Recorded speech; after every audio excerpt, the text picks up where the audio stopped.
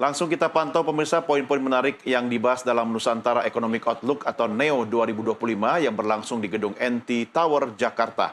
Sudah ada jurnalis NTV Elisa Sinaga langsung dari lokasi. Ya Elisa, apa saja yang sudah dibahas dalam NEO atau Nusantara Economic Outlook 2025 hari ini? Sebelumnya kami mengucapkan terima kasih kepada Bapak Preskom dan jajaran BOD yang telah menyetujui acara momen bukber ini yang sekaligus kita gabungkan dengan acara talkshow yang sudah usai. Mudah-mudahan momen yang selalu Elisa. kita lakukan ini, Ya, Nusantara Economic Outlook 2025 berhasil dihelat di NT Tower. Ini mengangkat tema besar Advancing Stronger begitu. Dan ratusan peserta tadi kami pantau ini hadir di Grand Ballroom atau Ballroom Nusantara begitu, NT Tower Jakarta. Dan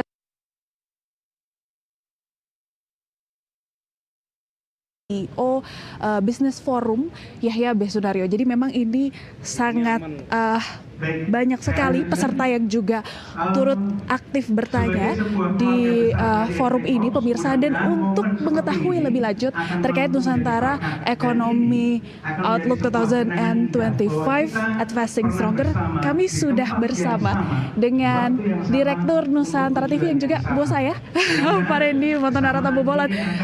Kami ucapkan selamat dulu Pak Randy karena ini berhasil begitu Nusantara Economy Outlook 2025 dihelat. Dan ini memang apa ya, ini menjadi ajang kedua begitu ya Pak, tahun kedua NEO Nusantara Economy Outlook dihelat. Ini apa yang menjadi daya tarik dan apa yang berbeda selain sekarang dihelat di Nusantara Ballroom di NT Tower sendiri? Bagaimana Pak? Baik, terima kasih.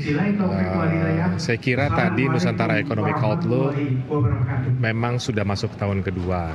Tahun lalu itu kita selenggarakan di bulan Januari 2024, tepatnya di Westin Hotel. Dan kini memang berbeda karena kita sudah berada membikinkan event ini di fasilitas studio Nusantara TV, yaitu tepatnya di Ballroom Nusantara NT Tower, Jakarta. Itu satu hal. Dan yang kedua adalah memang Nusantara Economic Outlook ini memiliki tujuan bagaimana menjadi sebuah wadah diskusi bagi para seluruh stakeholder. Sebagaimana tadi pemaparan kami bahwa beberapa kali sudah disampaikan oleh Presiden Republik Indonesia Bapak Prabowo Subianto bagaimana kiranya pertumbuhan ekonomi mendorong pertumbuhan di atas 8%. Tentu banyak yang ingin mendapatkan insight bagaimana strategi ke depan memperoleh 8% itu. Tentu partisipasi, kontribusi daripada seluruh stakeholder harus terlibat di situ. Apakah itu akademisi, praktisi usaha, ataupun daripada ekonom, termasuk insan media Nusantara TV juga ikut terlibat bagaimana menyuarakan itu, bekerja sama. Wadah ini didiskusikan dan akhirnya bisa memberikan sebuah dorongan-dorongan atau input insight bagaimana masa depan itu ekonominya berjalan dengan baik. Kira-kira itu tujuannya. Oke Pak, ada dua tema besar yang diangkat. Ini ada terkait menata strategi finansial dan pertumbuhan ekonomi, itu sumber-sumber pertumbuhan ekonomi baru. Lalu terkait hilirisasi industri dan juga energi berkelanjutan. Ini mengapa dua tema ini diangkat? Ya, saya kira dua tema ini memang sedang fokus daripada Indonesia ya. Untuk mencapai pertumbuhan itu tentu laju finansial harus diperkuat, bagaimana sektor-sektor ekonomi industri dapat tetap berjalan dengan baik sehingga tetap memberikan juga daya beli juga daripada masyarakat meningkat, yang tentu peningkatan itu juga salah satunya dipengaruhi daripada belanja daripada rumah tangga itu sendiri.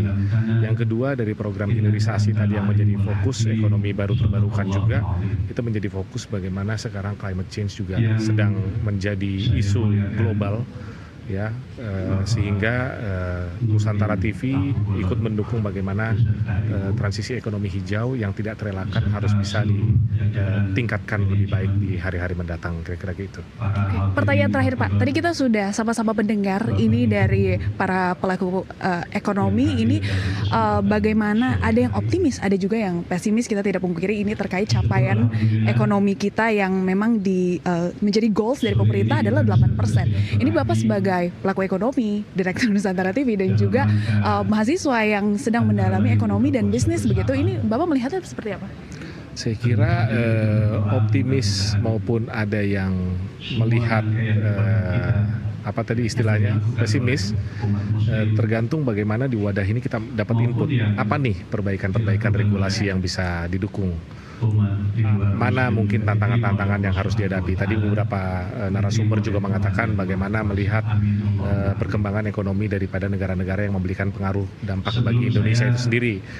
Nah, mungkin di satu sisi bagaimana kita bisa meningkatkan produk-produk unggulan daripada Indonesia supaya betul-betul memiliki daya saing, jangan sembari turun.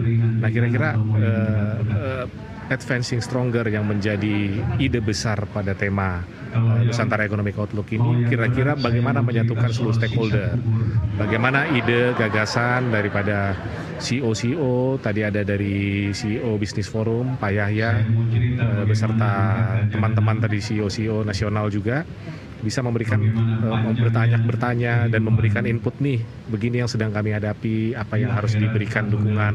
Nah, di situ juga tadi narasumbernya ada yang dari latar belakang ekonom, akademisi maupun regulator. Kira-kira gitu. Jadi wadah ini yang bisa mendorong, didiskusikan untuk bisa mendorong laju pertumbuhan. Kira-kira itu. Baik, terima kasih Pak Reni Tambubolon, Direktur Nusantara TV. Dan secara garis besar pemirsa, kalau saya bisa menggambarkan ini meringkas begitu ya. Ini memang di sesi 1 tadi dibahas terkait pertumbuhan ekonomi Indonesia yang memang menjadi goals pemerintah adalah 8% begitu capaiannya.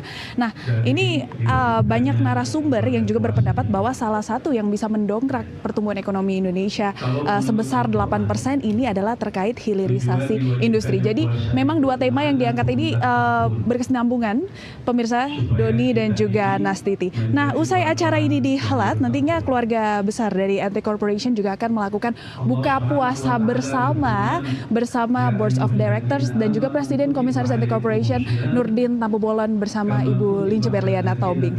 Jadi ini kita akan sama-sama nantikan bagaimana jalannya buka puasa bersama. Lalu ini dari Nusantara Economic Outlook 2025 sendiri sudah selesai dihelat, dan demikian informasi yang dapat saya sampaikan. Kembali ke studio Doni dan juga Nastiti. Elisa, terima kasih laporannya. Sampai jumpa nanti di acara buka puasa bersama ya. Pemirsa, demikian jurnalis NTV Elisa Sinaga melaporkan dari ajang Nusantara Economic Outlook 2025.